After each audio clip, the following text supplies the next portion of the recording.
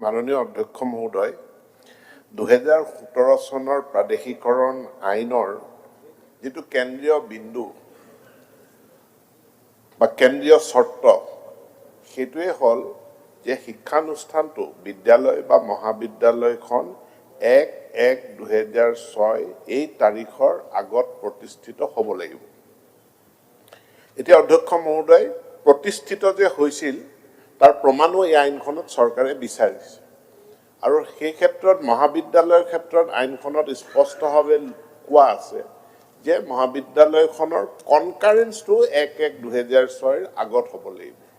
এতিয়া কনকাৰেন্স মানে মহাবিদ্যালয়খনৰ যি বিশ্ববিদ্যালয়ে এফিলিয়েশ্যন দিয়ে সেই এফিলিয়েশ্যনৰ ওপৰত কনকাৰেন্স। কয়াকুছি মহাবিদ্যালয়খনৰ কনকাৰেন্স 1-1-2006 আগত নহয়, এটো 2008 চনত তেওঁলোকে কনকাৰেন্স লাভ কৰিছিলে। সেই কাৰণে কয়াকুছি মহাবিদ্যালয়খন মানে provincializationৰ আউটাৰ ভিতৰত অহা নাই।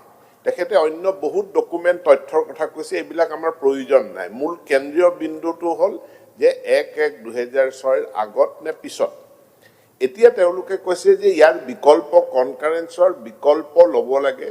তেওঁলোকে কিন্তু 2005 চনত এনঅসি লাভ কৰিছিল। কৈছে যে কনকাৰেন্সৰ বিকল্প হিচাপে এনঅসিটো হ'ব পাৰে নেকি বা বিশ্ববিদ্যালয়ৰ এফিলিয়েশ্যন হ'ব পাৰে নেকি, এই কথাটো মোক বহুতে আবেদন নিবেদন কৰিছে যে আমি 1-1-2006 আগতেই প্ৰতিষ্ঠিত, কিন্তু আমাৰ কনকাৰেন্স নাই, আমি এনঅসি অসম চৰকাৰৰ পৰা লাভ কৰিছিলোঁ, ইয়াক বিকল্প প্ৰমাণিত তথ্য হিচাপে গ্ৰহণ কৰিব নেকি।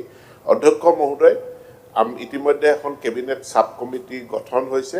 কেবিনেট সাব কমিটিত এই বিষয়টো দাখিল কৰা হৈছে বিবেচনাৰ কাৰণে। গতিকে কেবিনেট সাব কমিটিৰ সিদ্ধান্ত সাপেক্ষে বা তাৰ পৰৱৰ্তী পৰ্যায়ত কেবিনেটৰ সিদ্ধান্ত সাপেক্ষে কনকাৰেন্সৰ বিকল্প মহাবিদ্যালয়ৰ ক্ষেত্ৰত লোৱা হ'বনে নহয় এই সম্পৰ্কে সিদ্ধান্ত হলে কয়াকুছি কলেজখন বিবেচনালৈ আহিব। আজিৰ তাৰিখত কয়াকুছি মহাবিদ্যালয়খন প্ৰতিষ্ঠিত আইনখনৰ অধীনত বিবেচনালৈ অহা নাই। ধন্যবাদ।